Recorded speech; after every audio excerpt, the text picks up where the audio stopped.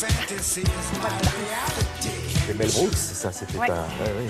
Ça, c'était la musique d'un film de Mel Brooks, le prix de l'intelligence de la main. Ça mérite une petite explication. Sachez que ce prix fête quand même ses 15 ans. Sylvie, bonjour. Bonjour. Alors, le prix pour l'intelligence de la main a été créé en 1999, donc il y a 15 ans, vous disiez, par la Fondation Bettencourt-Schweller, qui œuvre depuis environ une trentaine d'années pour les métiers d'art, entre autres. Alors, à l'origine, ce prix, il récompensait, on va dire, l'œuvre globale d'un artisan.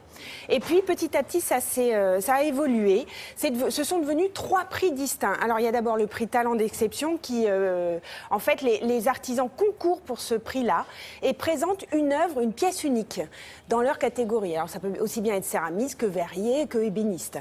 Ensuite, il y a le prix Dialogue. Alors ça récompense un prix, un travail, une collaboration entre un artisan et un designer. Vous l'avez vu, j'en parle souvent d'ailleurs, les designers vont souvent chercher les talents et les savoir-faire des artisans. Et depuis cette année, il y a un prix qui s'appelle le prix Parcours et qui lui met en lumière le travail à long terme d'une personnalité qui œuvre pour les métiers d'art. Alors, pourquoi c'est important en fait ce prix? Parce que globalement ça soutient financièrement ce secteur qui n'est pas un secteur facile quand même. On est tout seul dans son atelier, donc on a besoin d'aide. Et puis surtout ça met en avant la créativité parce que les lauréats souvent ce sont les meilleurs dans leur catégorie. En général, ils maîtrisent le savoir-faire d'une manière incroyable. Alors, pour les 15 ans, il y avait une petite exposition, enfin une grande exposition à la Maison Piazza, mise en scène par l'architecte India Madhavi. C'était très sobre, très chic. Et là, on retrouvait les œuvres de certains lauréats. Je suis allée en rencontrer 2, plumassières et créateurs de papier peint. Regardez.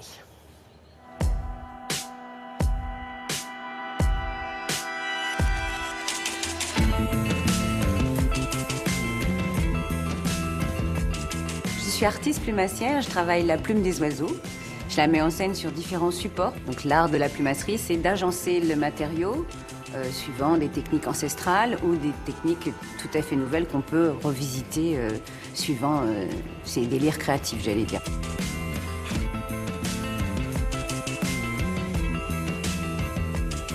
Je fais du papier peint à la planche. C'est un métier qui remonte au début du XVIIIe siècle, fin du XVIIe, qui est un métier qui avait tendance à disparaître. Donc il y avait un besoin, je pense, de retrouver cette technique et d'amener de la création dans cette technique. Le prix pour l'intelligence de la main nous a apporté d'abord une reconnaissance de ce qu'est l'intelligence de la main, c'est-à-dire l'intelligence manuelle, à montrer à quel point l'artisanat d'art contribue au paysage culturel de notre société et qui est un paysage qui est très ouvert et très ouvert aussi à l'international. On passe un concours dans une catégorie particulière où on présente une œuvre unique qui révèle de la qualité technique de nos métiers, aussi bien de la création que de son savoir-faire particulier. Ce prix m'a apporté une visibilité au niveau de mon travail, de mon métier. C'est une promotion exceptionnelle pour nous, artisans ou artistes, qui révèle et qui conforte déjà nos propres chemins personnels. J'ai eu le prix en 2009 avec 9 autres collègues. Déjà en 5 ans, on voit nettement l'évolution de la vision qu'on a des métiers d'art.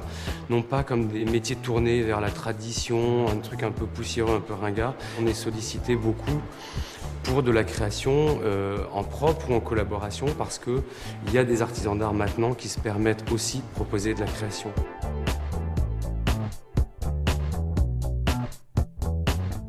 Ce sont des métiers d'avenir en fait parce qu'ils répondent à des problématiques complètement contemporaines.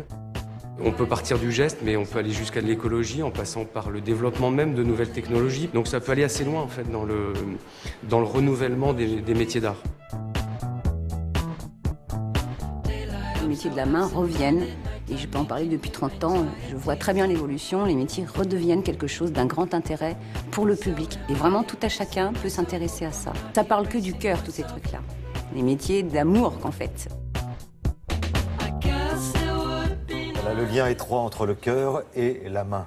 Et l'amour. Et l'amour. Merci beaucoup. Merci Sylvie.